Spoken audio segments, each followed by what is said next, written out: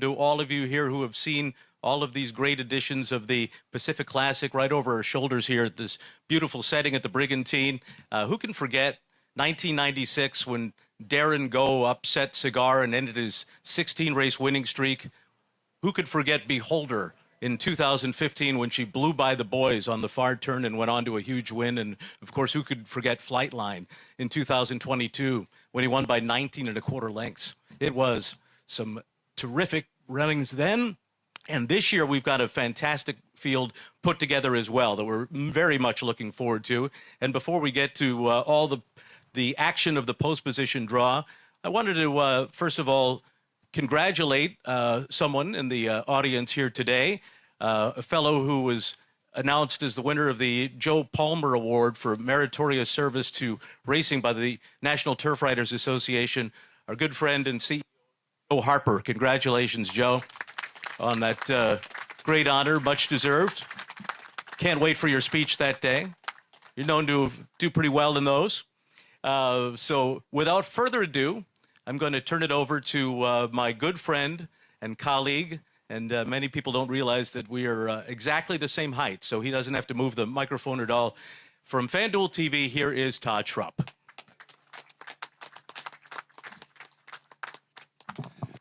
Well, first of all, it was about 15 years ago that one of the most famous race calls took place in our sport. And it's not even a race that many in this room probably ever remember except for the race call. It was 15 years ago on August 22nd at Monmouth Park over Muddy Racetrack. Two horses hooked up at the top of the stretch, and their names were My Wife Knows Everything, The Wife Doesn't Know. And at that moment, Larry Collmus showed a global audience just how talented he is and how he can seize the moment.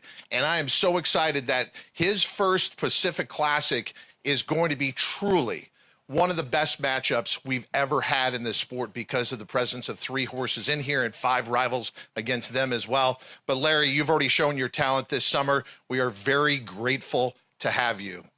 Larry Collmus. And I should mention in years past when I've done this, it's been with Trevor Denman. And I can say with great certainty that Trevor Denman is out there right now not watching this. But if someone talks to him, let them know how grateful we are. We are grateful for Del Mar and what it means. You know, throughout the racing season, we're all kind of spread out across the country, or maybe at our different racetracks and our little fiefdoms. But at summer meets like this, everybody gets together. You get to catch up with a lot of people, and you also get a feel for where the industry is going. Del Mar is being a leader for not only California racing, but what we do here provides leadership for the rest of the country. This has been a safe racing meet. This has been a competitive racing meet. And it has been a Del Mar racing meet all the way through. And we would not have any of our racing meets in California without the support of those on the political front. And someone who loves racing and also helps us out at the political level is here today. I've had a chance to meet her a few months ago at Keeneland, and now I see her all the time at Del Mar. I want to mention Lisa Barkett, who is here, part of the 22nd Agricultural Commission, does so much to support what we do here at Del Mar and throughout the industry. Some other people that definitely deserve some mention. Ryan Freer has helped put this together. He's kind of continuing the tradition of what Walker McBride used to do all the time with these meets. Ryan, you're doing a wonderful job in setting this up and on a daily basis. Let's hear it for Ryan Freer. Mac McBride in media, how do we ever get along without you? We keep talking about what a great matchup this is. All you have to do is go to Mac McBride and say how good of a matchup this is, and he will tell you on a daily basis, though, all of us in media owe a great debt of gratitude to Mac and what he does for us. Mac, thank you very much. And then there is the racing staff headed by Tom Robbins and David Jerkins. A horseman that I have known since I almost got started in the sport is a man named Herman Walensky, and he's here because his son Sam is going to run a horse in the Pacific Classic. I've known Herman going back 30 years now. And so we caught up earlier, and I said, how's your summer going? It's so great to be back. He goes, I don't want to be anywhere else during the summer. This is 4 years in a row. The Ship and Win program is something that Del Mar has shown the rest of the industry how it can be effective. And then Herman ended it by saying, no one treats me better. Another statement about what Del Mar does for the horsemen. But Herman Walensky and Sam Walensky here today. Great to see you, my friend, and good luck in the Pacific Classic. And finally, I wanted to mention President Josh Rubenstein. Josh and I go back a long ways as well. I wouldn't be here without his support. A lot of people would not have the experience they have at Del Mar without Josh. He's involved at every level. He is a leader by example, and he is a leader that not only Del Mar is fortunate to have, but the entire racing industry. Josh Rubenstein, thank you for all you do.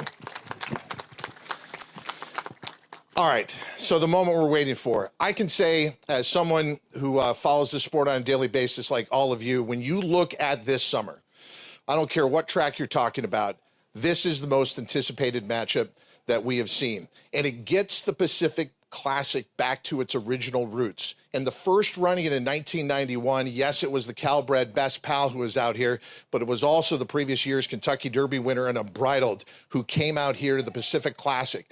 The origins of this race have always had a significant horse come from the East Coast. Great credit to the connections of Fierceness for trainer Todd Pletcher and owner Mike Rapoli to come out here and take on two of our best on the West Coast. Journalism, who has had a 3-year-old campaign to remember Aaron Wellman and his family, are here. Thank you for what you've done, not only for California racing, but what you've done for racing overall. You could not be better ambassadors. Thank you.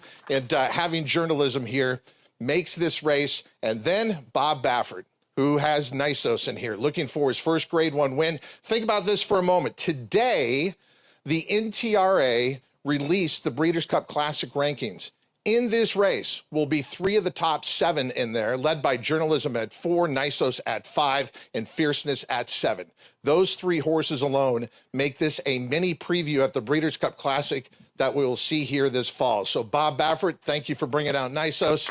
All the connections here, thank you for participating in the 35th running of the Pacific Classic. And now I get to turn it over to Ed Reese and Charlie McCall. They're going to conduct the draw. I'll repeat a little bit of what you're hearing up here, but here is the field for the 35th running of the Pacific Classic. The Pacific Classic goes as the 10th race with 8 entered.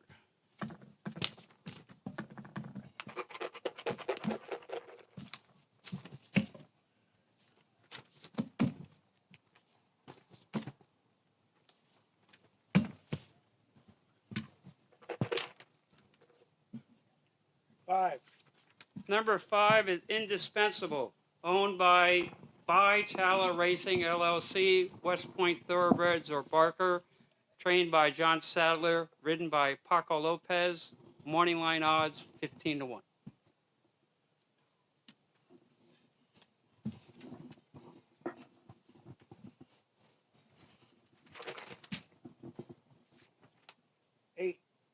Eight, Tarantino, owned by David A. Burnson LLC, trained by Peter Urton, ridden by Edwin Maldonado, morning line odds 20-1.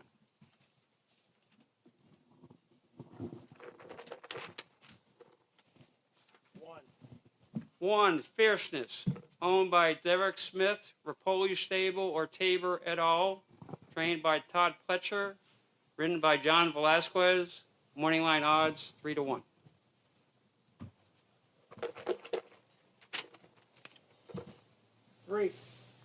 3, Ultimate Gamble, owned by Red Barons Barn LLC or Rancho Temescal LLC, trained by Mark Latt, ridden by Kazushi Kimura, morning line odds 20-1.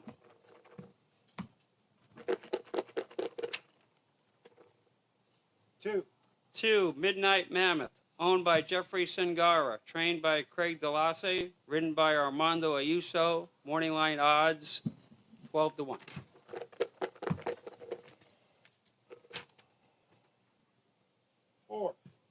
4, Nisos, owned by Bayoma Corp, trained by Bob Baffert, ridden by Flavian Pratt, morning line odds 8-5.